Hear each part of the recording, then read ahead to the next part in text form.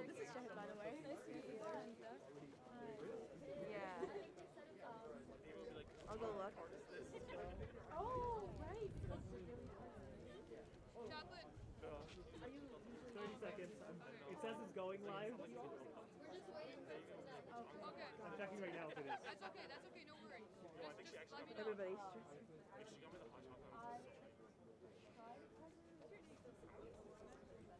No, I can imagine, honey. It's okay. I don't see the link. I don't see the link either.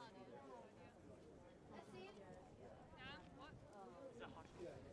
I just see it's the most recent thing. Oh, the most recent. Yeah, the most recent thing was this. Yeah. Okay. They're shooting it live now. Where on Instagram? The link tree. The link tree has Ah. Yeah, maybe Yeah, no one is so right. But like,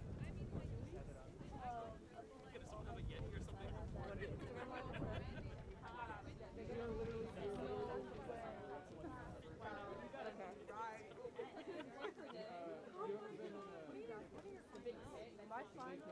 Well, Rutgers finals start, I think. Alright, it says waiting. We have one reading day. They start the 15th and they end the 21st. Oh wow. Just letting you know. Yeah, I think it's because usually schools start like the last week of August or something. Yeah. And then we like, I don't know why. We just start like school starts last week of break. We know it. Exactly. But it's okay. Yeah. It's like regular school. It may have turned off automatically. Okay.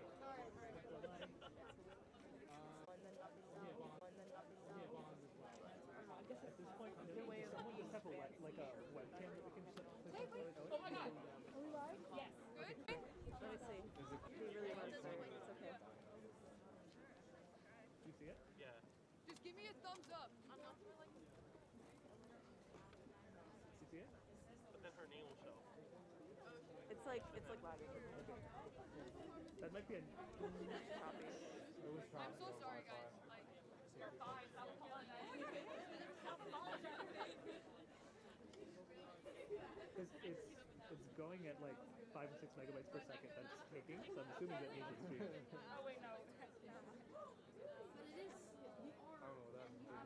Thumbs up? Yeah, I know. Yeah, I'm gonna kill you. Wait, it's streaming pretty well now. Okay. No, but that was from like. Is it? It's like really behind. Okay, we're actually like actually starting. Okay?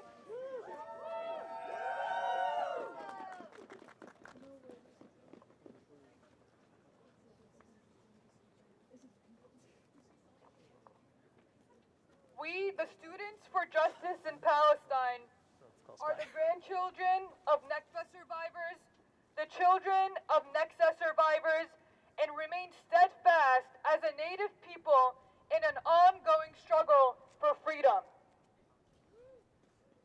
We invite you, students, faculty, and administration, here today to SJP's press conference to give a statement, emphasize our demands, give an update on our efforts, and urge the Rutgers administration to do better to protect its students, including by ending its financial support of Israel's apartheid state and ethnic cleansing against Palestinians.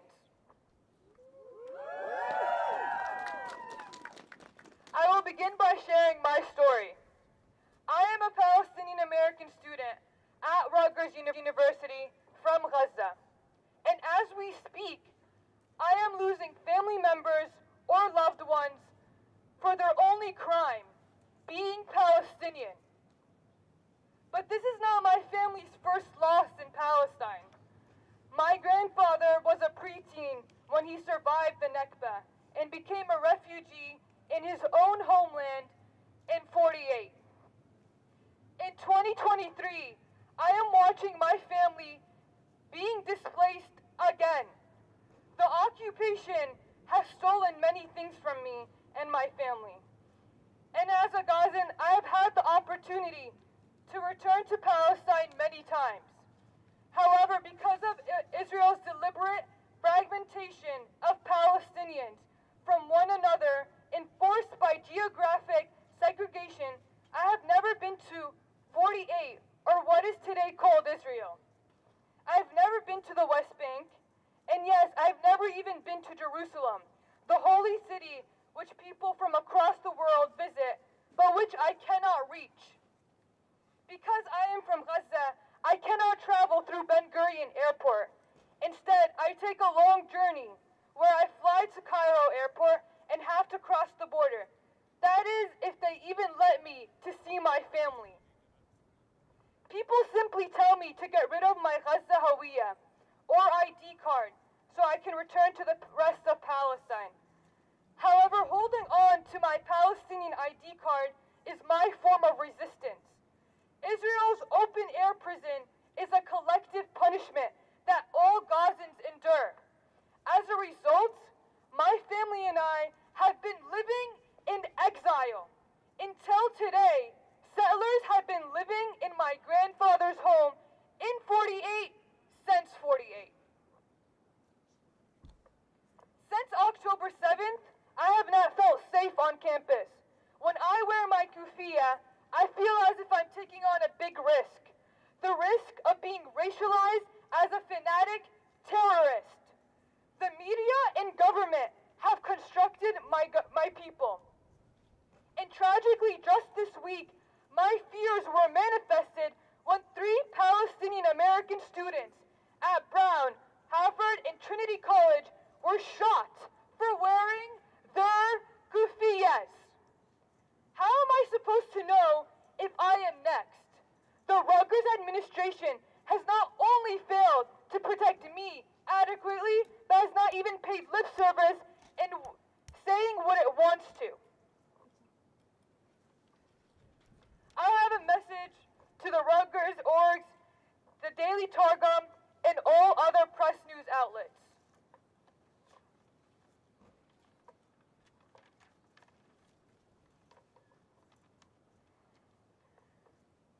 We implore you to stand on the right side of history and not be subjective to manipulative Zionist methods that have primed audiences to expect us to die and to consider our suffering common sense.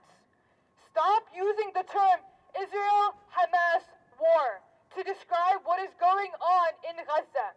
Here are some reasons. Number 1, Hamas is not a country. It is a political party. Israel is attacking 2.3 million Palestinians besieged in Gaza.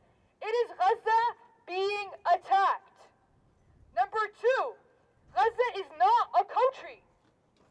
It is a 365 square kilometer strip of occupied land in historic Palestine. Due to a 17-year naval blockade and land siege, it is recognized as an open-air prison, where half the population is children under the age of 18. Number 3, Palestinians in Gaza do not have an airport, let alone nuclear weapons as possessed by Israel or defense capabilities such as Israel's Iron Dome. Number 3. Number 4, Israel has bombed hospitals, schools, apartment buildings, UN buildings, and more. As a result, there is a massive humanitarian crisis. At least 14,800 are dead. At least 6,000 are children. Number 5, those speaking out against this and organizing for a ceasefire are not anti-Semites. Criticism of a state and its genocidal politics is legitimate. Number 6, leading scholars of genocide have stated that what is going on right now is a genocide, and many Israeli politicians have openly stated their genocidal intent. Now we will share how the Rutgers administration has treated their Palestinian students since October 7th.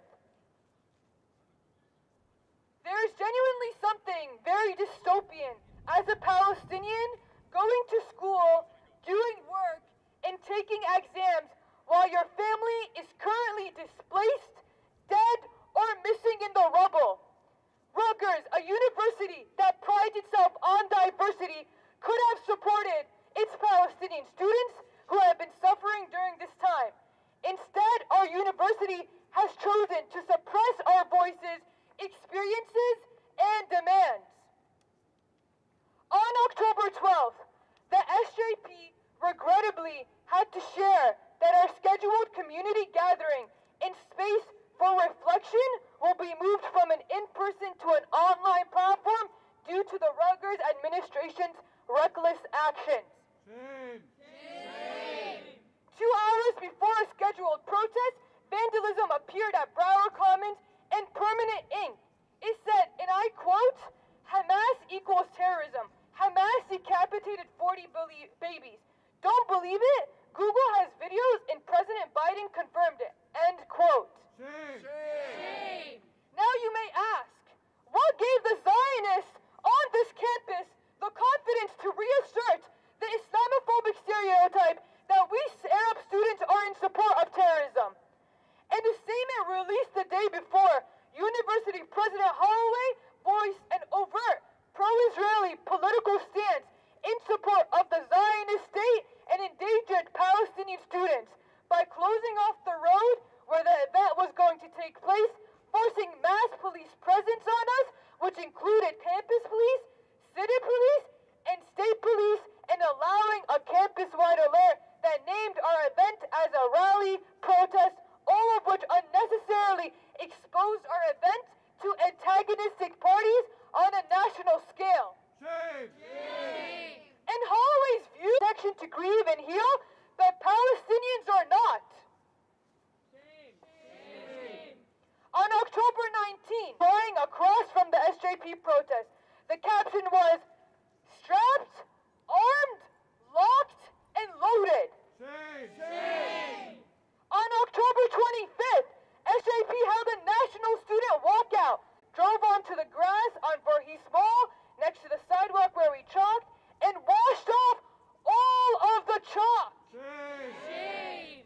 University policy states that chalking done by student organizations can remain for up to 5 days. So we did not violate university policy. On October 30th, the Yard played CNN live coverage of the Israeli-Hamas war. As the anchor interviewed an Israeli official, she defended Israel's mass killing of Palestinians, 8,306 as of that day, by stating that Israel cannot be to blame for them because Hamas uses Palestinians as civilian shields. Shame! At 10 a.m. on November 14, Rutgers facilities removed our exhibit of Palestinian flags at Voorhees Mall. Shame! Despite the hostility received by the Rutgers administration, we, the Students for Justice in Palestine, refuse to be silenced. We will not play into your manipulative tactics of fear-mongering. You can wash our chalk off, but you can never wash the blood on your hands. You can echo Israeli propaganda at the Yard, but you can never echo our resistance. You can remove our Palestinian flags, but you can never remove our hearts from Gaza. The Rutgers administration has demonstrated time and time again that they will not create spaces for us. Thus, we have tried to create our own spaces for ourselves. As a result, the Rutgers administration has responded with racist double standards in the name of compliance with Rutgers policy rules. We will not be deceived that these obstacles are just attempts at delaying us in speaking out against the crimes against humanity the Zionist state is committing against Palestinians every day. We stand here not just as students and faculty of Rutgers University, but as advocates for justice, as members of a community that values ethical responsibility over complicity and oppression. Fueled by our tuition and donations, our university's endowment should be a source of pride, not a portfolio of profiteering from human suffering. Our endowment has been complicit in corporations that directly involved in the military-industrial complex, the prison-industrial complex, and the oppression and systematic subjugation of Palestinians. The Endowment Justice Collective is a coalition that transcends just the student body. It encompasses faculty, workers, alumni, and community members that from all three Rutgers campuses. We believe in the power of inclusivity and collective action, and our diverse membership reflects that. In line with the 2005 Palestinian Civil Society Call for Solidarity, we endorse the Boycott, Divestment, Sanctions movement, a global campaign promoting various forms of nonviolent pressure on Israel until it complies with international law and human rights norms. It takes inspiration from the anti-apartheid movement in South Africa and seeks to end international support for Israel's oppression of Palestinians and pressure Rutgers students to demand divestment and demand the Rutgers administration to cut ties with the state of Israel. Rutgers administration had once funded the South African apartheid state, and it was the students who demanded divestment. As a result of international pressure, additional professors specializing in Palestine and settler colonial studies and institute a Department of Middle Eastern Studies. As tuition-paying students and future alumni donors, we have a say in how our university represents us. It is incumbent upon us, you and Rutgers, to act with a conscience. To divest is to stand for humanity. To divest is to choose right from wrong.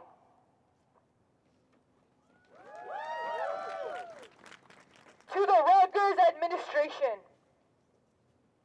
President Holloway, in your adoption of the Zionist narrative that our existence is a threat to Israel, you have knowingly or unknowingly securitized your students. President Holloway, in your lack of scrutiny of discourse that frames our calls for freedom as inflammatory, you have knowingly or unknowingly endorsed our permanent subjugation. President Holloway, in your continuing financing and normalization of apartheid, you have knowingly or unknowingly supported the ongoing genocidal campaign that threatens my family, the kin and beloved of so many students, faculty, and staff. It threatens to unravel the fabric of our humanity. In the face of this disappointing leadership, SJP will continue the legacy of all marginalized student groups who have had to fight to win, take risks to make change, and be the change we want to see.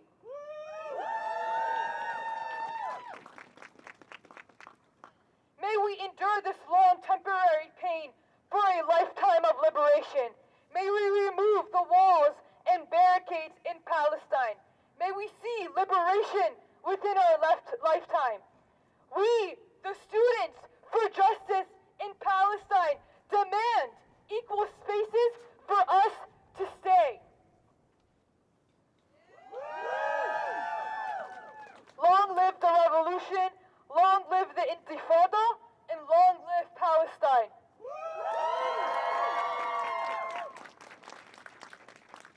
Thank you.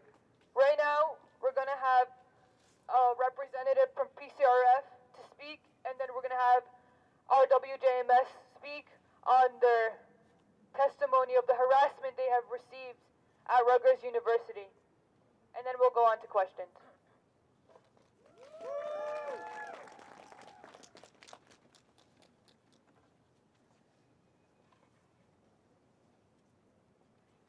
Hello, everyone. Human rights, dignity rights, the right to food, water, safety, a child's right to live shouldn't be political. It should not be politicized. Everyone is deserving of that right.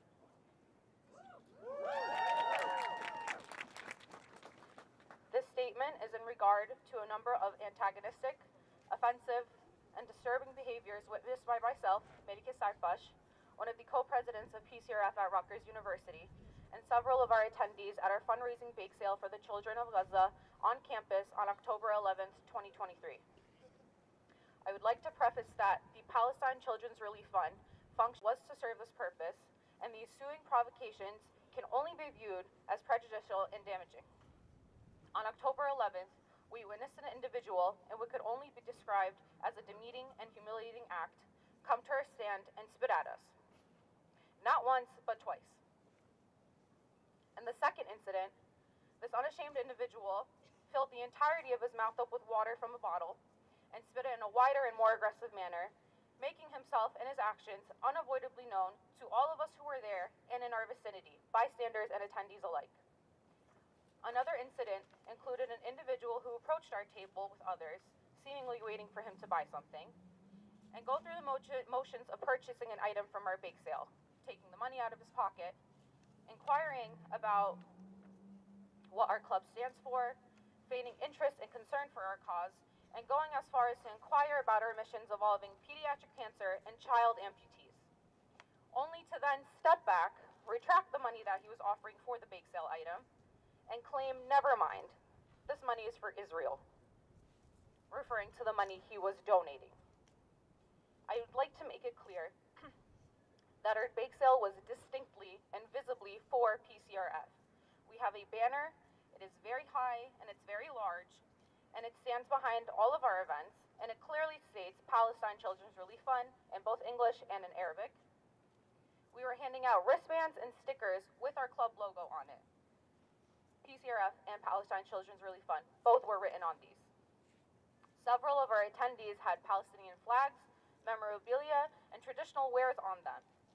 I need to state this because I need to make it clear that this individual knew that this bake sale was in fact for children of Palestine and not for anything else, making his actions both premeditated and intentional. While this specific act, thankfully, was not violent, this action of intended harassment put myself and our other board members in an uncomfortable position. This discomfort, outside of the statement, this discomfort has continued and extended to every student on campus. It is not an isolated incident. It is not only at occurring bake sale discomfort. This discomfort is continuous. In addition to these incidents, we witnessed numerous drive-bys where the perpetrators were beeping, chanting, yelling, spitting out of their vehicles at me and our other members at our stand. It goes without saying that every one of these actions was unprovoked and unfounded.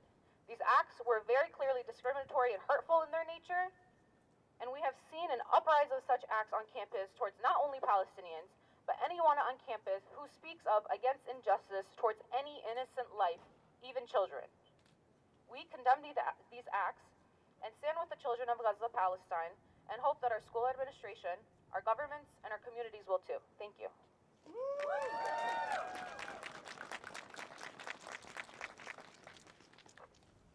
We will now have RWJMS speak.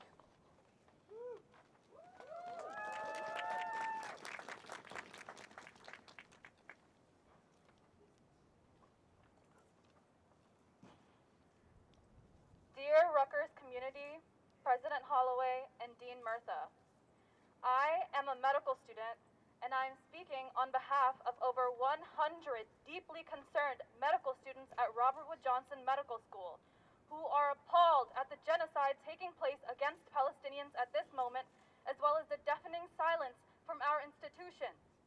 It appears that the reality of what we are witnessing today has not yet sunk in for some, so allow me to shed some light.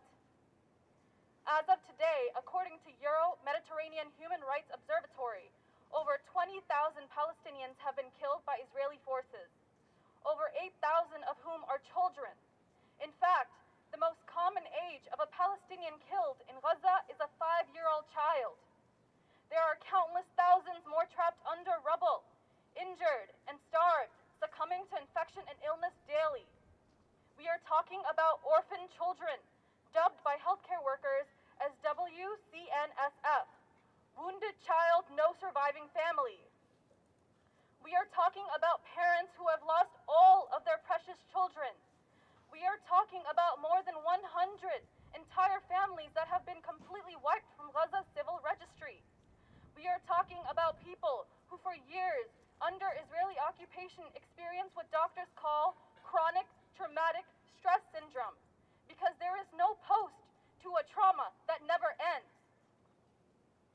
When we began medical school, we all took the Hippocratic Oath. I do solemnly swear, by that which I hold most sacred, that I will be loyal to the profession of medicine, and just and generous to its members, that I will lead my life and practice my art in uprightness and honor, that I will do no harm. As medical students, we are taught about the importance of health equity and systemic racism, and told by our professors that it is our responsibility to see through this change. We are told to trust our gut, to be brave, and stand up when we know that something is wrong. Our training has never taught us to turn away in the face of such grave injustice, or to be silent when patients suffer. Yet here we are, hypocritically living through these very systemic injustices, and our med school has yet to say a word. All of this we are taught while watching the deliberate destruction and collapse of the healthcare, education, and refugee infrastructure in Gaza. All of this we are taught while witnessing crises of health far beyond our worst nightmares play themselves out across our screens. All of this we are taught while Palestinians continue to be dehumanized by the media, government, and various U.S. institutions who do not spare a moment to silence or censor any voice calling on the injustices we see today. As physicians in training, it is impossible to witness this horror with indifference, and we refuse to stand by and let such inhumanity and moral inconsistency define medicine. It is our responsibility to educate against disinformation, to support our peers and colleagues risking their lives for their patients in Gaza, to honor and remember those martyred in the bombings of hospitals and homes. And it is our duty to stand up for a future that practices health equity defined by moral courage and fortitude. As medical students, we honor our oath to do no harm when we demand a permanent ceasefire, a return of all hostages, an immediate end to ethnic cleansing in both Gaza and the West Bank, and the dismantling of the Israeli apartheid structures that perpetuate this violence against countless innocents. We call on Rutgers and Robert Wood Johnson Medical School to recognize their complicity in this matter, end their silence, and call for a ceasefire now.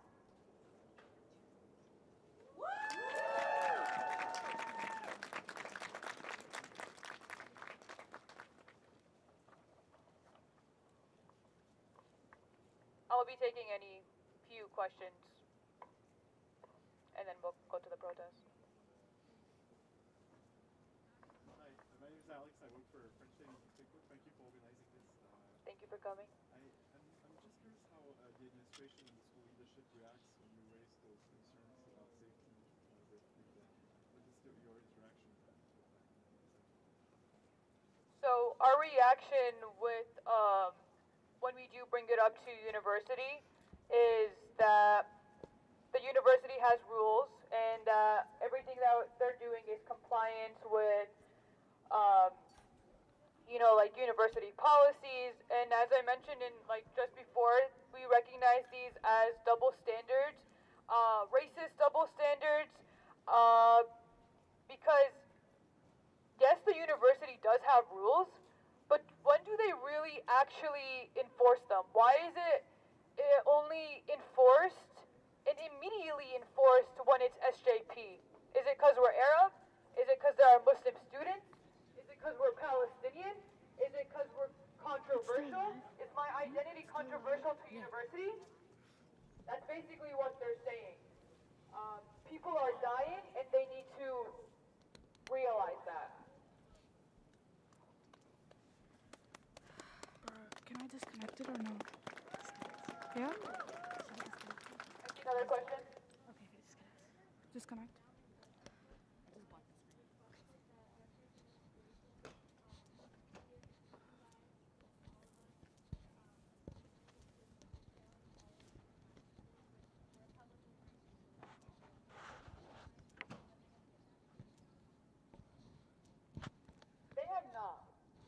the time frame.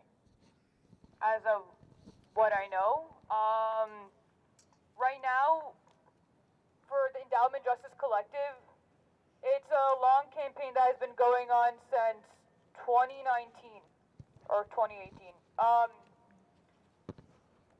Since 2019, and right now, Rutgers has not said anything. They just continue to ignore us. And that's why we're all here today, to remind them that we're not going anywhere.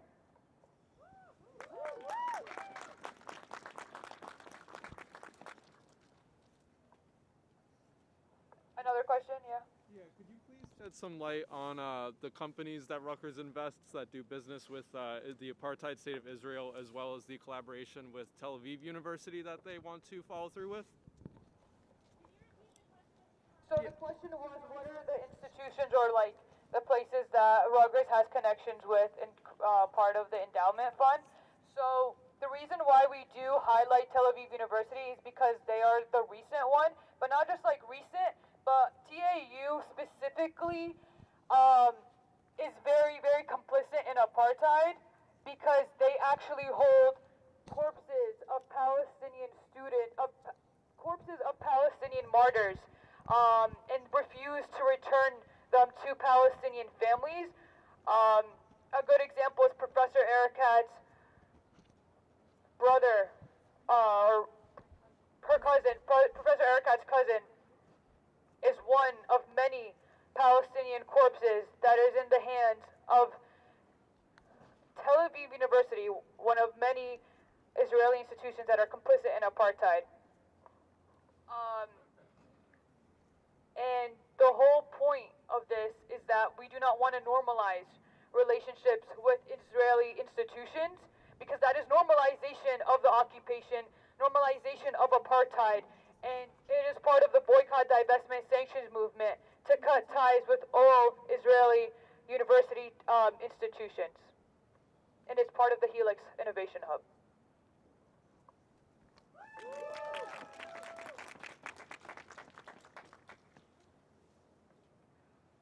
Okay, I think that's all.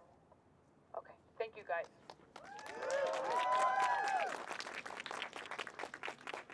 We're going to be starting the protest shortly.